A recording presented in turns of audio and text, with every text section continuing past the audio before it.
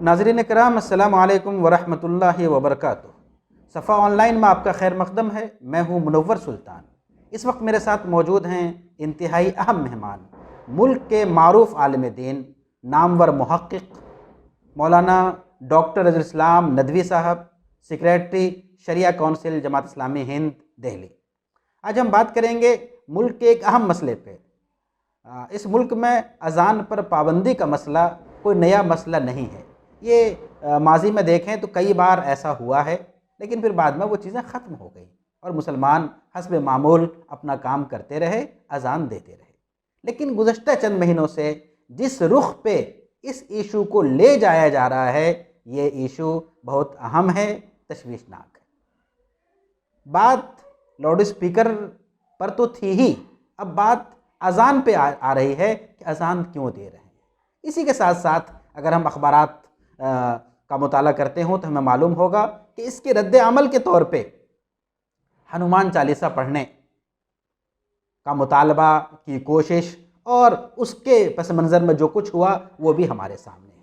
تیسری طرف بعض دانشوروں کی طرف سے یہ دانش مندانہ مشورہ بھی آیا اور یہ خوب گشت کر رہا ہے کہ اذان سے پہلے یا اذان کے بعد اذان کا ترجمہ بھی پیش کیا جائے۔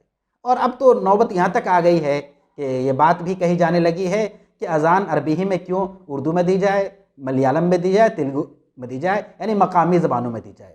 تو اس لیے آج ہم بات کریں گے اس موضوع پہ کہ کیا یہ جو ایشو ہے یہ کیا صرف اذان کا مسئلہ ہے یا اس کے پیچھے کچھ اور مقاصد ہیں۔ دوسری بات کہ اذان کے جواب میں اگر برادران وطن کچھ کرتے ہیں تو مسلمانوں کو کوئی مسئلہ نہیں ہے، لیکن مسلمانوں کی جانب سے یہ بات آنا کہ ترجمہ پیش کیا جائے یا صرف ترجمہ پیش کیا جائے، کیا اس کی گنجائش ہے یا گنجائش نہیں ہے، اسی موضوع پہ ہم بات کریں گے۔ تو آئیے ملتے ہیں اپنے خاص مہمان مولانا ڈاکٹر رضی الاسلام ندوی صاحب سے۔ جی جزاک اللہ، شکریہ۔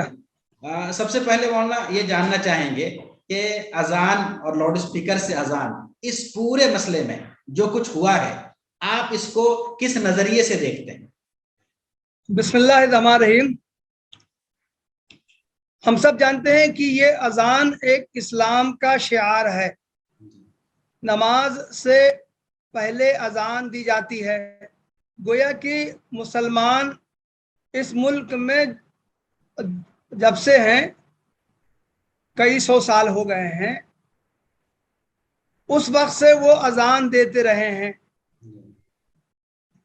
اس لیے کہ اذان نماز کا ایک جز ہے۔ نماز کے اعلان کے لیے اذان دی جاتی ہے۔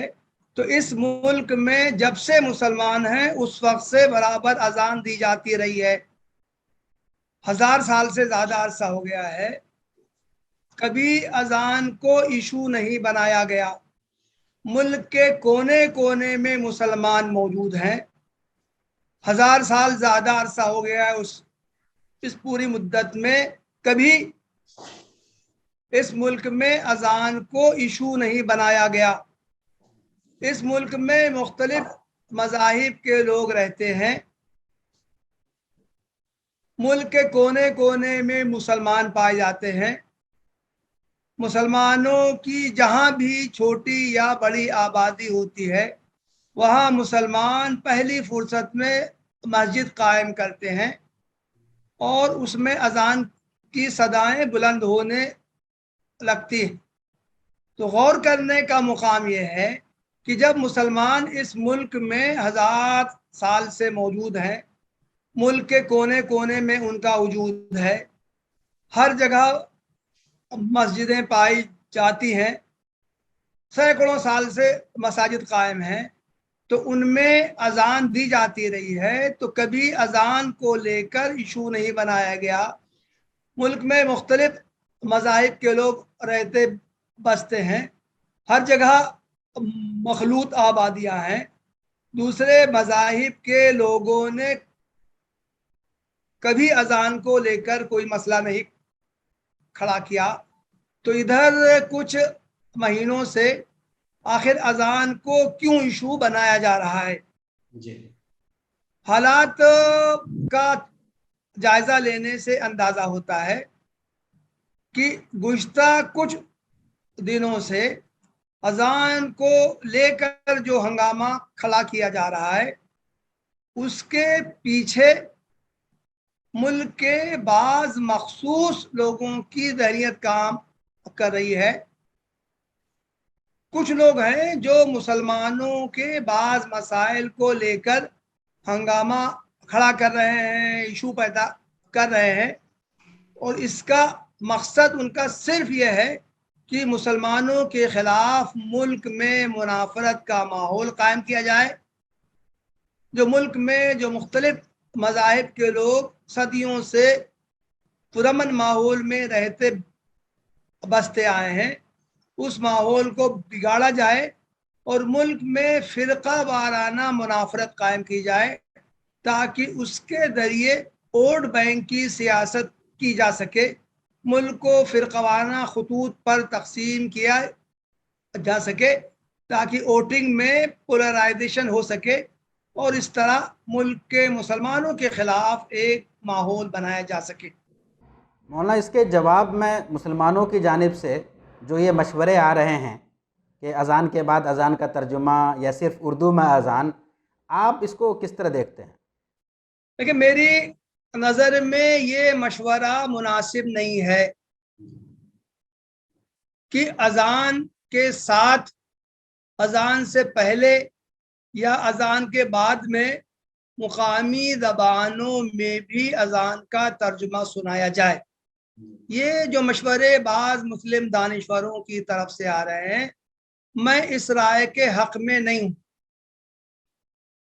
یہ بات درست ہے کہ اذان میں جو کلمات ادا کیے جاتے ہیں ان کا کیا مطلب ہے, ملک کے باشندوں کو جن کا تعلق دوسرے مذاہب سے ہے ان کو اذان کا مطلب سمجھایا جائے.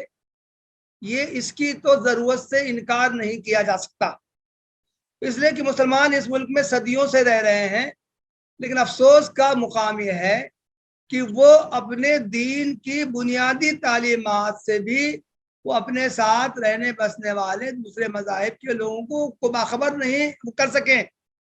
حتیٰ کہ خود یہ اذان کا معاملہ ہے, بہت سے غیر مسلموں کو یہ کہتے ہوئے سنا گیا ہے کہ بھائی آپ لوگ اذان میں اکبر بادشاہ کو کا نام لے کے کیوں پکارتے ہیں؟ گویا جب مسلمان اذان میں اللہ اکبر کہتے ہیں تو یہ لوگ سمجھتے ہیں کہ اس ملک میں مغل دور میں اکبر نام کا ایک بادشاہ تھا, اس کو مسلمان پکارتے ہیں. تو گویا کہ اتنے لمبے عرصے میں ہم یہ بتانے سے قاصر ہے کہ اذان میں جو کلمات ادا کیے جاتے ہیں اس کا مطلب کیا ہے. تو اس کی تو ضرورت ہے کہ عربی زبان میں اذان کے جو کلمات ادا کیے جاتے ہیں اس سے ملک کے باشندوں کو باخبر کیا جائے, لیکن اذان کے کلمات کا ترجمہ اذان کے ساتھ, اس سے پہلے یا اس کے بعد میں سنایا جائے, اس تجویز سے مجھے اتفاق نہیں ہے, اس لیے کہ اس سے خود اذان کی اہمیت کم ہوگی. اذان ایک دین کا شعار ہے, ایک پہچان ہے. نماز کے لیے جب کی عبادت کی طرف لوگوں کو بلایا جاتا ہے اس سے پہلے اذان دی جاتی ہے, تو اذان عربی کلمات میں ادا کی جاتی ہے. پورے ملک ہی نہیں بلکہ پوری دنیا میں اس کا ایک میسج جاتا ہے.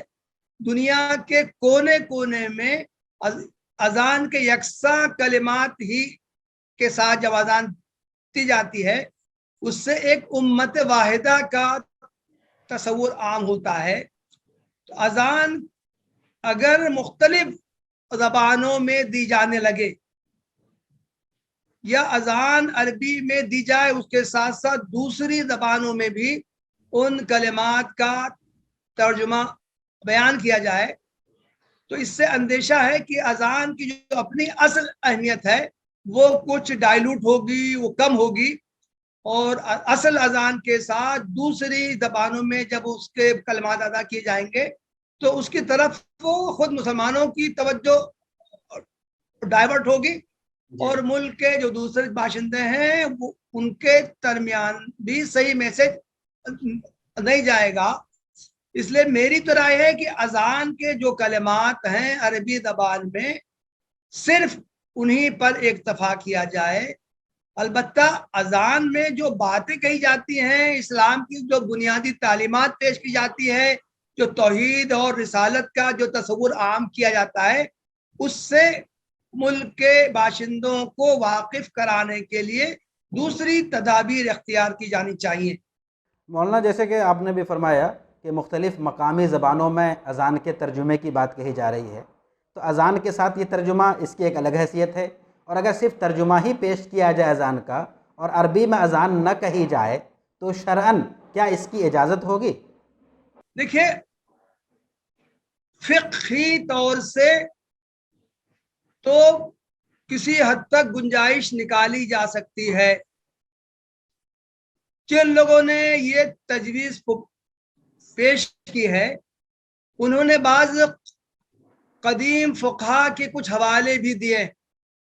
مثال کے طور سے انہوں نے کہا ہے کہ فقہ حنفی کے جو بانی امام ابو حنیفہ ہیں، ان کا ایک قول نقل کیا ہے کہ گویا کہ اذان عربی زبان کے علاوہ دوسری زبانوں میں دی جا سکتی.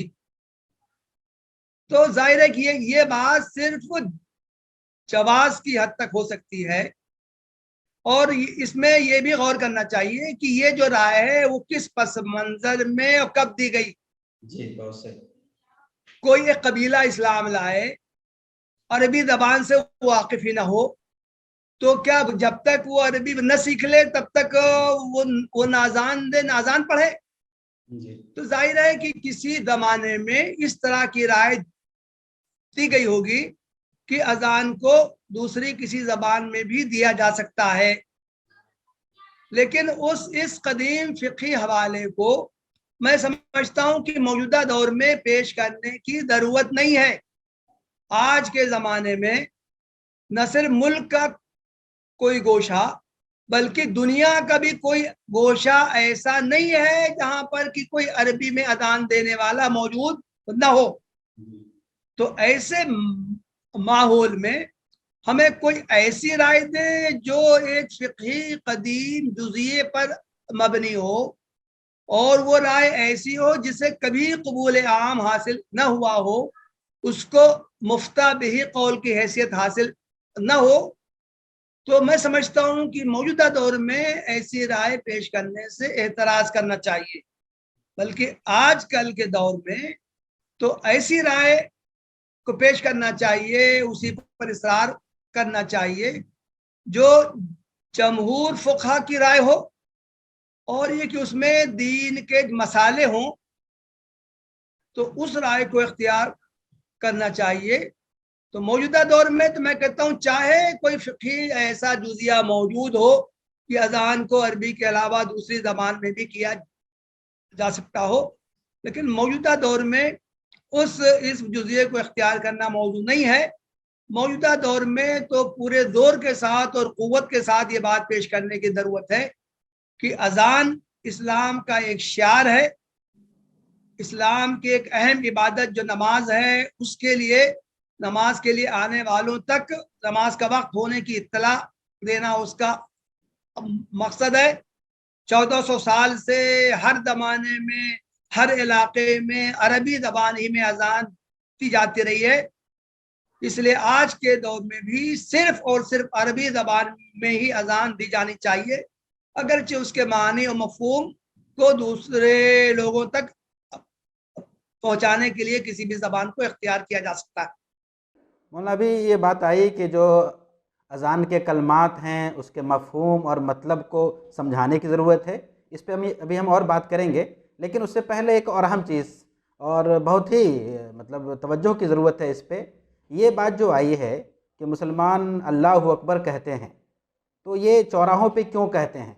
اللہ سب سے بڑے ہیں، مسلمانوں کا خدا سب سے بڑا ہے، تو مسلمان اپنے گھروں میں یہ بات کہیں، یہ اعلان کیوں کہتے ہیں؟ اس لیے کہ ہمارا تو اس سے اختلاف ہے، یعنی دوسرے لوگ کہتے ہیں. تو اب اس کا جواب اور اس انداز سے جو اعتراض ہو رہا ہے اس کا دفاع کس طرح کیا جا سکتا ہے؟ دیکھیے، مسلمان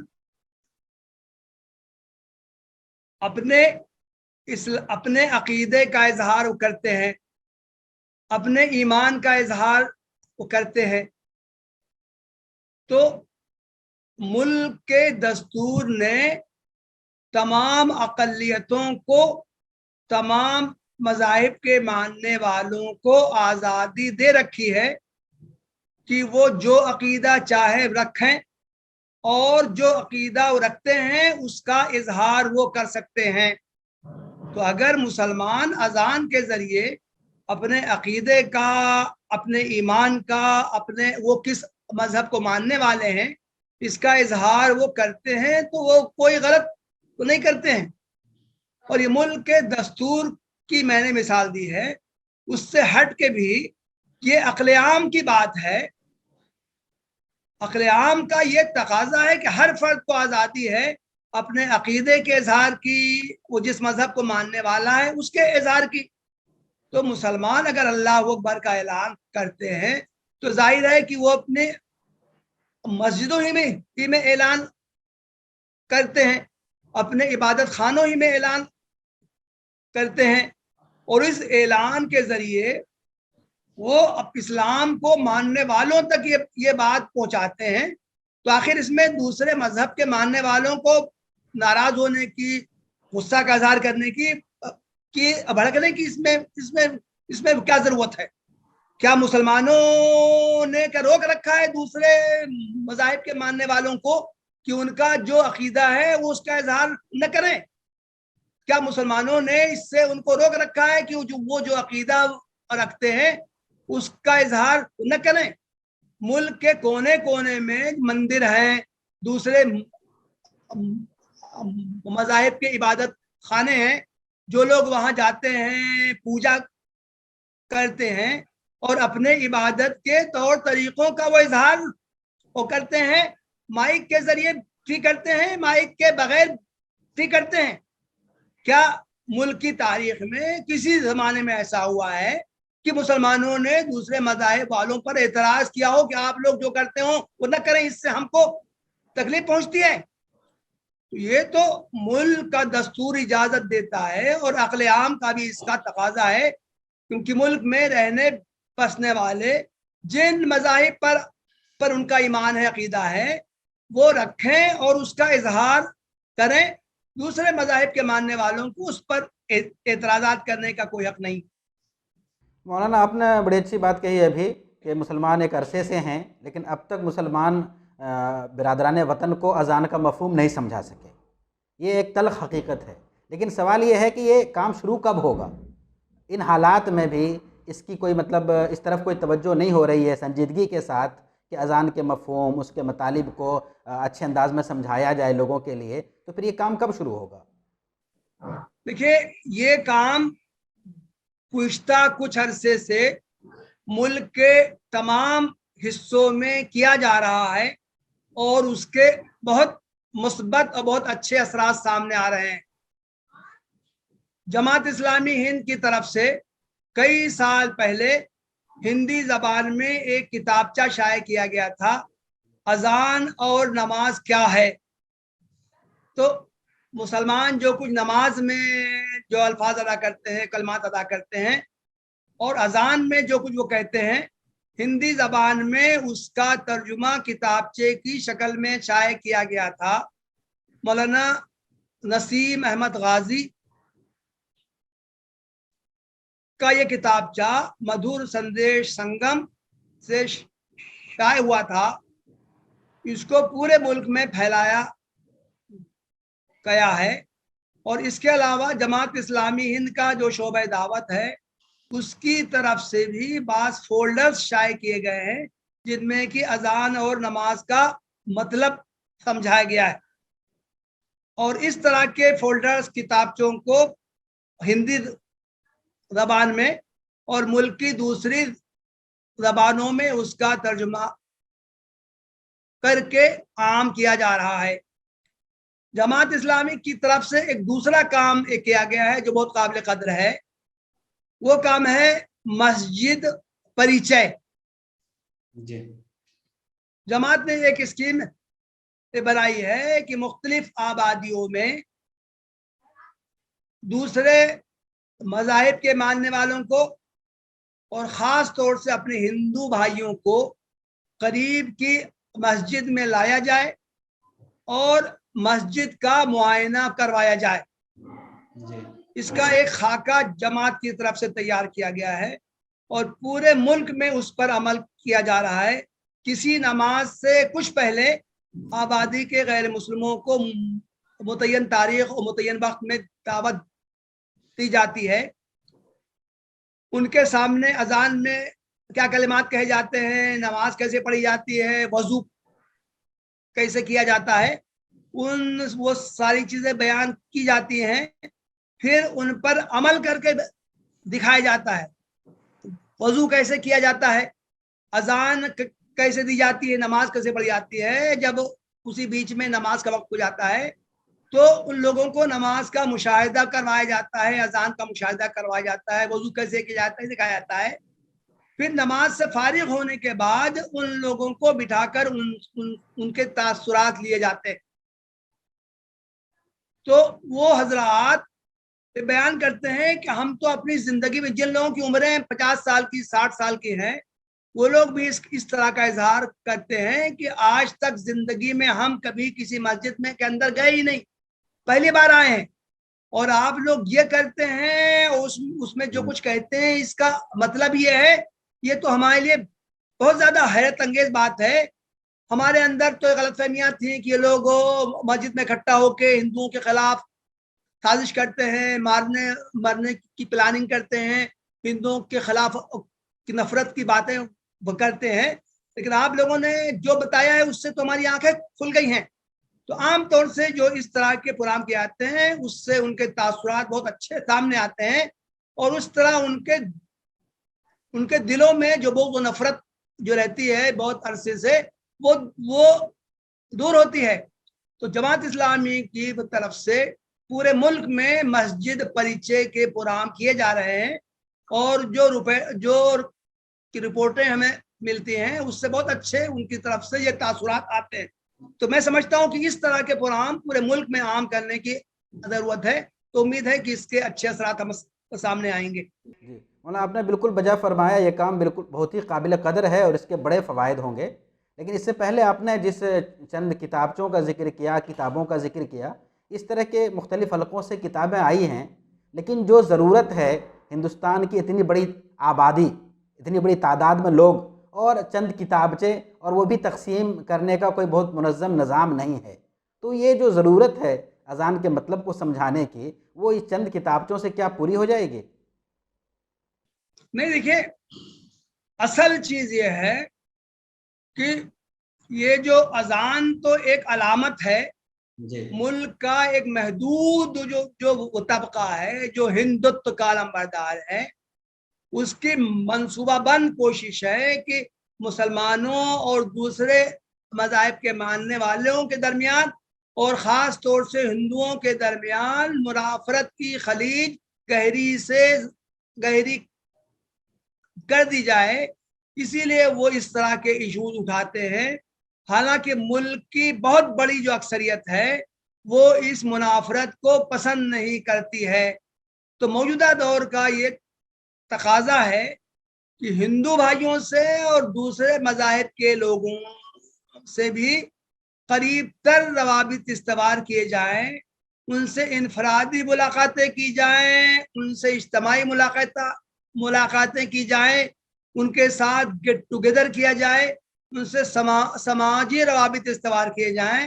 اور اس طرح یہ جو نفرت کو ہوا دینے کی کوشش کی جا رہی ہے اس کو ختم کرنے کی ہر طرح سے تدابیر اختیار کی جائیں. تو یہ جو کتابچے ہیں, یہ جو کوششیں ہیں ملاقات کی, یہ بہت کم ہیں. ان کو زیادہ سے زیادہ رواج دینے کی ضرورت ہے. اصلاً یہ لوگوں سے, مختلف مذاہب کے ماننے والوں کے درمیان روابط کی, خوشگوار تعلقات کی, ایک دوسرے سے ملنے کی, ایک دوسرے کے خوشی اور غم میں شریک ہونے کی جو بھی ہم تدابیر کر سکتے ہیں اس کو اختیار کرنا چاہیے. اسی سے یہ جو منافرت کی فضا پیدا کرنے کی کوشش کی جا رہی ہے اس پر قابو پایا جا سکتا ہے. بہت شکریہ، جزاک اللہ۔ ناظرین، آپ دیکھ رہے تھے صفا آن لائن کا خاص پروگرام مذاکرہ، اور آج میرے ساتھ خاص مہمان تھے مولانا ڈاکٹر الاسلام ندوی صاحب۔ آپ نے ان کی گفتگو سنی۔ اگر آپ کو ہمارا یہ پروگرام اور ہماری گفتگو پسند آئے تو ضرور اسے لائک کیجئے، شیئر کیجئے، دوسروں تک پہنچائیے، اور جو پیغام مولانا نے دیا ہے اس کو اپنے سطح پر، اپنے حلقے میں، اپنے علاقے میں کرنے کی کوشش کیجئے۔ اذان کا مفہوم سمجھانا یہ بہت ہی انتہائی اہم کام ہے۔ اسی طرح منافرت کو جو پھیلاؤ ہے اس کو روکنے کے لیے عملی طور پر ہم کیا کر سکتے ہیں، مسجد کا پریچے ہو، غیر مسلموں کے ساتھ روابط ہوں، یا جو بھی شکل ہو، یہ کرنے کی ضرورت ہے۔ یہ بہت ضروری کام ہے۔ امید ہے کہ ہم اس کی طرف توجہ دیں گے۔ تو اسی کے ساتھ ہم سب کو دیجیے اجازت۔ بہت بہت شکریہ، جزاک اللہ، اللہ حافظ۔